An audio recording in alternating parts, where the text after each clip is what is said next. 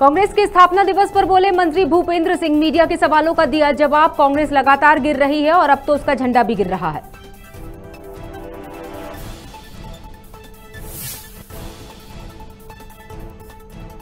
अनूपपुर के ग्राम पंचायत बद्रा के सरपंच सचिव व रोजगार सहायक पर लगे आरोप। लाखों रुपए के गबन का मामला। आचार संहिता के बाद भी निकाल ली राशि।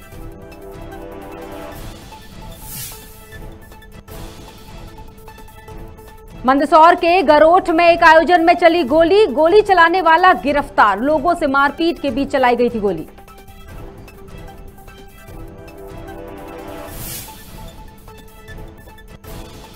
झाबुआ क्षेत्र के सांसद गुमान सिंह पर लगे 600 करोड़ के घोटाले के आरोप। कांग्रेस ने सड़कों पर उतरकर गिरफ्तारी की मांग की। विभिन्न धाराओं में प्रकरण दर्ज। और उमरिया में आकाशीय बिजली की चपेट में आए 2 युवक घायल। बारिश से बचने के लिए पेड़ के नीचे खड़े थे दोनों युवक। अस्पताल में दोनों का इलाज जारी।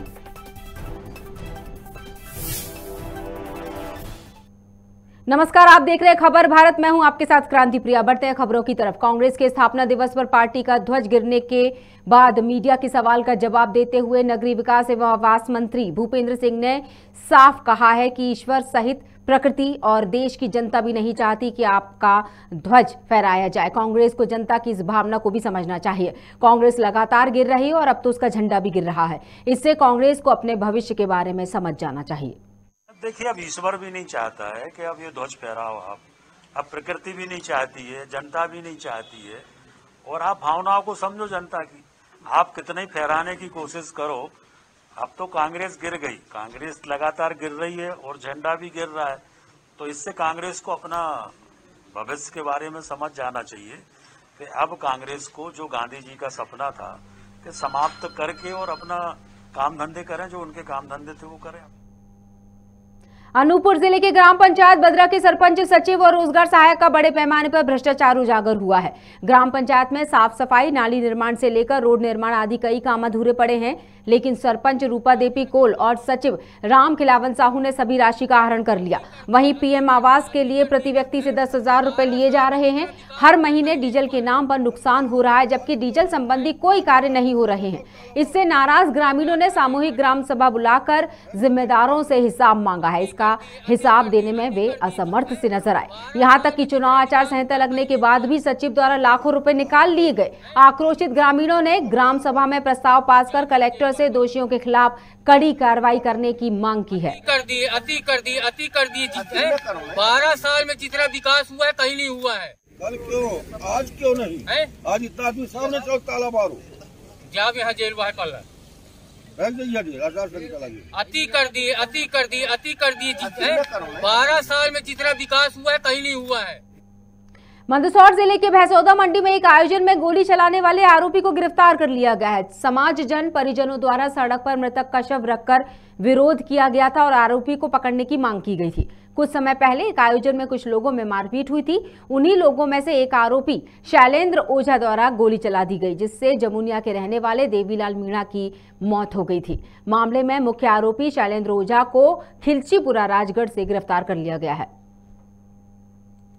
दिनांक 12 दिसंबर को जो घटना घटित हुई थी, उस घटना पर से भैंसौदा मंडी में अपराध पंजीबद्ध कर दिया गया था।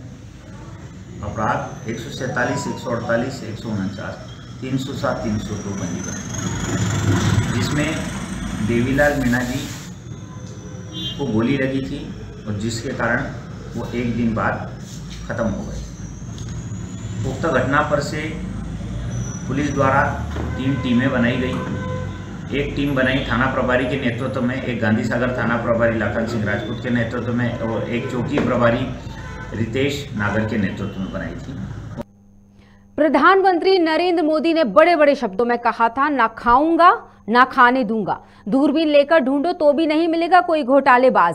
भारतीय जनता पार्टी के वर्तमान झाबुआ क्षेत्र के सांसद गुमान सिंह डामोर पर 600 करोड़ के भ्रष्टाचार में एफआईआर दर्ज होने के बाद कांग्रेस ने प्रदर्शन करते हुए 600 करोड़ रुपए की वसूली और सांसद की गिरफ्तारी को लेकर हल्ला बोला। दरअसल सरकार की योजना फ्लोरोसिस नियंत्रण परियोजना के तहत बोलोरो प्राइज युक्त पानी से क्षेत्र की जनता को मुक्ति मिले, जिसके लिए ये योजना 600 करोड़ की बनाई गई थी। इसमें तत्कालीन मुख्य अभियंता और वर्तमान सांसद गुमान सिंह डामोर सहित तत्कालीन कलेक्टर गणेश शंकर मिश्रा सहित अन्य अधिकारियों पर अलीराजपुर थाने में विभिन्न धाराओं में प्रकरण दर्ज किया गया। महोदय, आप सबको विदित है कि रतलाम झाबुआ अलीराजपुर से चुने हुए सांसद जो पहले विधायक भी बन गए थे, राजनीति में ऐसे ही प्रवेश किया, भाजपा ने उन्हें तुरंत 600 करोड़ रुपए दिया था किया जाए। साथ ही हमारी मांग थी कि इस व्यक्ति ने सिंहस्थ उज्जैन में भी बड़ा घोटाला किया। कोतवाली थाना अंतर्गत ग्राम लोरहा के टेगरा टोला का ये मामला है, जहां एक कार्यक्रम में गए 2 युवक शिव कुमार और रवि यादव आकाशीय बिजली की चपेट में आ गए। घायलों को जिला अस्पताल ले जाया गया, जहां दोनों का इलाज जारी है।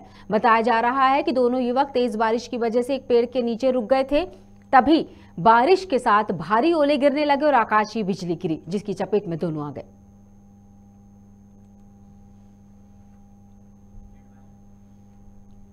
बैरसिया बस स्टैंड चौराहे पर कुशाभाऊ ठाकरे की पुण्यतिथि पर विधायक विष्णु खत्री द्वारा नवीन प्रतिमा का अनावरण किया गया। इसका आयोजन नगर पालिका परिषद द्वारा किया गया। भाजपा कार्यकर्ताओं के द्वारा कुशाभाऊ ठाकरे की नवीन प्रतिमा पर पुष्प अर्पित कर श्रद्धांजलि दी गई। इस दौरान बैरसिया विधायक विष्णु खत्री ने कहा कि ठाकरे एक कुशल संगठन कार्यकर्ता होकर पार्टी को मजबूत बनाने में अपना पूरा योगदान दे रहे और सभी से उनके मार्ग पर चलकर पार्टी को मजबूत बनाने की सलाह दी गई।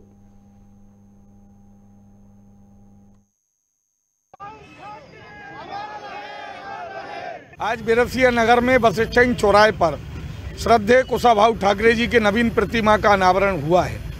पूर्व में भी यहाँ पर एक प्रतिमा थी, लेकिन वे चूंकि पुरानी हो गई थी, उसका रखरखाव हर वर्ष हमें करना पड़ता था और ये अभी धातु की प्रतिमा यहाँ पर स्थापित हुई है। हम लोग सब बहुत प्रसन्न हैं। भारतीय जनता पार्टी का हर कार्यकर्ता बैरसिया में खासकर जो जिस प्रकार से एक अच्छी नवनिर्मित मूर्ति श्रद्धेय कुशाभाऊ ठाकरे जी की माननीय विधायक जी ने प्रयास करके नगर पालिका के द्वारा यहाँ पर स्थापित की है।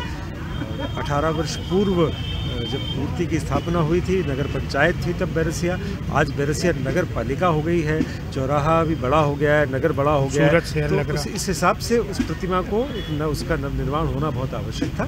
सब कार्यकर्ताओं को लगता था बहुत अच्छा कार्य नगर पालिका ने किया। अवैध कॉलोनियों को वैध करने के निर्णय पर नगरीय विकास एवं आवास मंत्री भूपेंद्र सिंह ने कहा कि मध्य प्रदेश सरकार ने कैबिनेट में विधेयक पारित किया था कि प्रदेश की साल 2017 की स्थिति वाली करीब 7,000 अवैध कॉलोनियों को वैध किया जाएगा। ये निर्णय उन कॉलोनी में रहने वालों को पानी, सड़क, स्ट्रीट लाइट और गार्डन जैसी सुविधाओं की कमी से परेशान होने से बचाने के लिए लिया जाएगा। यहीं पे अपना अरोरा कॉलोनी में कोई मुझे नाम याद नहीं, नर्सिंग होम का, उन्होंने 95 लाख रुपए भोपाल नगर निगम में जमा करके कंपाउंडिंग कराई। तो इस तरह से कंपाउंडिंग करा के जो इस तरह के निर्माण हैं वो वैध हो जाएंगे और इससे हमारे जो नगरीय निकाय हैं उनकी आय भी बढ़ेगी, जिससे कि विकास के काम हो सके। अभी कोई आय भी नहीं हो रही थी और निर्माण हो ही चुका था, तो इसलिए ये हम लोगों ने किया है और लगभग अभी तक 60-70 करोड़ की राशि नगरीय निकायों को इससे प्राप्त हो चुकी है। लगभग भोपाल को 5 करोड़, इंदौर को 45 करोड़, टोटल देखें तो हम 60-70 करोड़ ये राशि अभी तक, अब इसको हम और तेजी से शुरू कर रहे हैं और एक समय सीमा तय कर रहे हैं, तो इससे सभी जगह ये कंपाउंडिंग हो जाएगी। डबरा के सामुदायिक भवन में राष्ट्र सेविका समिति का शिविर आयोजित किया गया। बारिश होने के बावजूद मातृशक्ति और तरुणियों के हौसले नहीं झुके। स्टेडियम ग्राउंड में पानी भर जाने के बावजूद कार्यक्रम को संचालित किया गया। खेल प्रशिक्षक एवं नेशनल लाठी संचालन रेफरी अनुराधा दुबे ने विभिन्न स्टेप के माध्यम से सभी प्रतिभागियों को प्रशिक्षित किया। बता दें कि शिविर के चौथे दिन लगभग 600 बालिकाओं ने भाग लिया। उद्देश्य बहुत अच्छा है, गर्ल्स भी बहुत अच्छे से एक्टिव कर रही है। मैं सेल्फ डिफेंस लगाया है यहाँ पे बच्चों के लिए, जिससे वो अपनी सुरक्षा खुद कर सके, अपनी सुरक्षा खुद कर सकते हैं। आजकल की जनरेशन है ना जो, उसके लिए सेल्फ डिफेंस आना लड़कियों को जरूरी है। मैं यहाँ पे लड़कियों को कराटे सिखाती हूँ, लाठी चलाना सिखाती हूँ। मैं नेशनल रेफरी हूँ, लाठी की वो कराटे चैंपियन नेशनल तक खेल चुकी हूँ और अभी मुझे लाठी का इंटरनेशनल जाना है। अभी 26 तारीख को मैं अभी नेशनल से गोल्ड लेके आई थी, इंटरनेशनल जाऊंगी। अब मैं 2 गोल्ड से मेरे एक लाठी में एक फटा बाजी है। इसलिए लगाया जा रहा है कि हमारी जो बालिकाएं हैं, बच्चियां हैं, वो अपनी रक्षा खुद करना सीखें। कितने दिन का शिविर है ये? 7 दिन का शिविर है, आज इसका चौथा दिन है। कितने बच्चे भाग ले रहे हैं? इसमें 600-700 बच्चे आ चुके हैं, 600 से ज्यादा ही आ चुके हैं बच्चे। किस तरह का रेस्पॉन्स मिल रहा है? बहुत अच्छा रिस्पॉन्स मिल रहा है। बालिकाओं की माता पिता वो भी इसमें आगे बढ़कर भाग लेना चाहते हैं कि हमारे बच्चे आगे बढ़े, इस चीज़ को सीखें। किस प्रकार का परीक्षण दिया जा रहा है? परीक्षण के लिए निःशुल्क परीक्षण है ये, इसमें कोई शुल्क नहीं रखा गया है, बालिकाओं से कोई फीस नहीं ली गई है।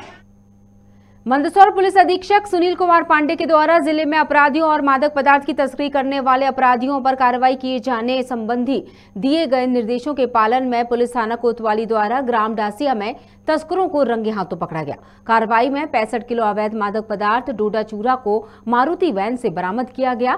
थाना प्रभारी अमित सोनी ने बताया कि मुखबिर की सूचना के आधार पर हमने आरोपियों को पकड़ा है। टीम कोतवाली को जरिए मुखबिर एक सूचना मिली थी कि एक व्यक्ति अवैध रूप से मादक पदार्थ लेकर जा रहा है। उस सूचना पर दबिश दी गई थी जो मुक्तिधाम पुलिया के पास एक व्यक्ति बेहरूलाल पिता नंदाजी कनारची जाति ढोली है और रहने वाला डासिया अफजलपुर का है। एक मारुति वैन में लगभग 65 किलोग्राम डोडा चूरा लेकर जा रहा था, जिसे टीम द्वारा दबिश देकर पकड़ा गया है। और पूछताछ करने पर उसने बताया कि मुकेश सुतार जो जावरा का रहने वाला है उसको सप्लाई करने जा रहा था। इसके घर में ही पट्टा है जहां से उसने माल एकत्रित किया था। आरोपी को गिरफ्तार करके पेश किया गया। रिमांड लेकर आगामी कार्रवाई की जा रही है। मंदसौर जिले में अचानक हुई बारिश किसानों के लिए आफत बन गई। कृषि उपज मंडी में उपज लेकर आए किसानों की खुले में पड़ी सारी फसलें खराब हो रही हैं। किसान ने बताया कि 3 दिन पहले मंडी में बेचने के लिए लाई गई प्याज बारिश की वजह से गीली हो गई। उस प्याज में पौधे अंकुरित हो गए। किसान ने मंडी में अव्यवस्था को इसका जिम्मेदार ठहराया। बता दें कि मंडी में मंदसौर, नीमच, रतलाम, उज्जैन, इंदौर, आगरमालवा सहित कई जिलों के किसान अपनी उपज बेचने के लिए आते हैं। भाई हम कल से आए थे और माल भारी पड़ा था। बारिश अचानक आ गई रात में और माल अभी तक नीलाम नहीं हुआ है। किसान परेशान भी है, माल सब गीला हो चुका है। वो डबल भी यहाँ से भर के वहाँ यहाँ से भर के ले जा रहे हैं तो माल बिगड़ रहा हमारा। और क्या ऐसा हो रहा है? नीलाम नहीं चालू हुआ कुछ। राणा कड़ा 23 बोरी लेके आया था हम।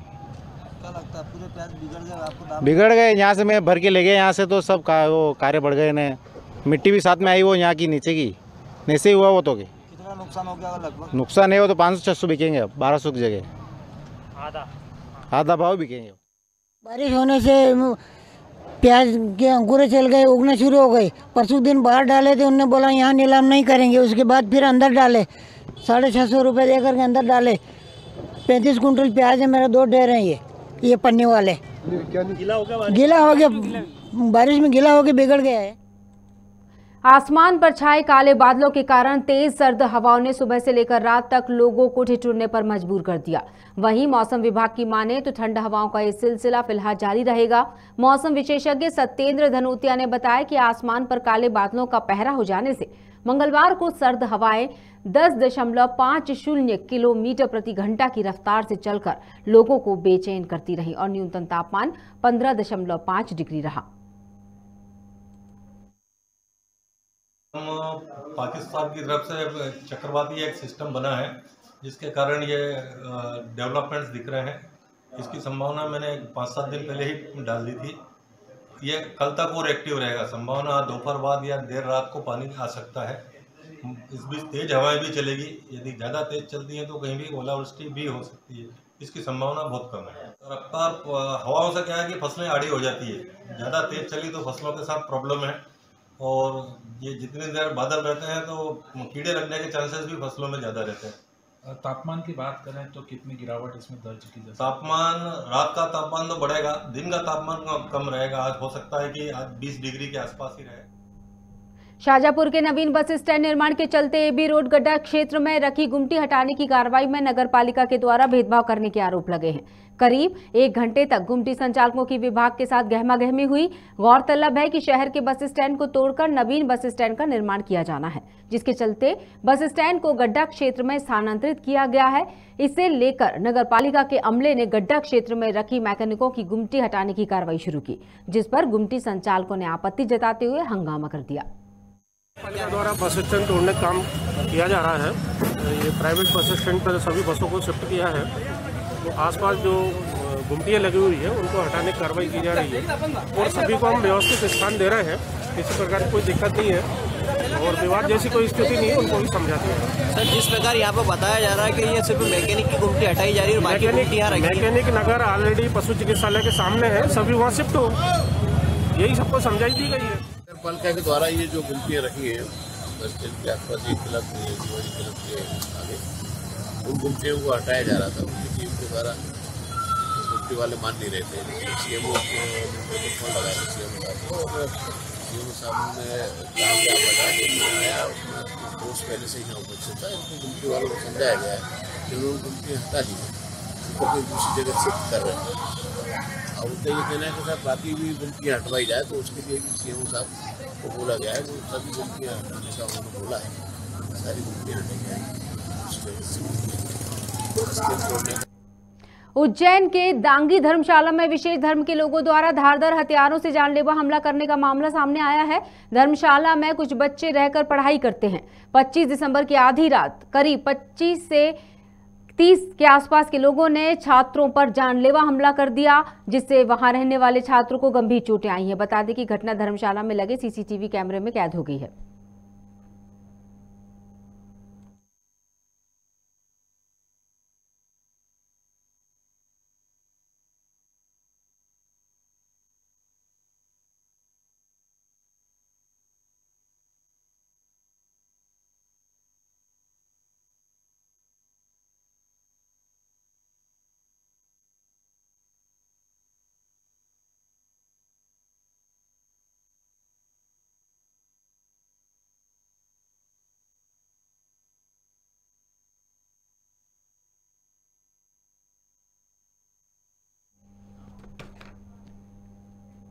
और इस खबर के साथ बुलेटिन में फिलहाल इतना ही, लेकिन जाने से पहले मैं क्रांति प्रिया खबर भारत की तरफ से आप सभी से अपील करती हूं कि सुरक्षित रहिए, खुश रहिए, स्वस्थ रहिए। नमस्कार।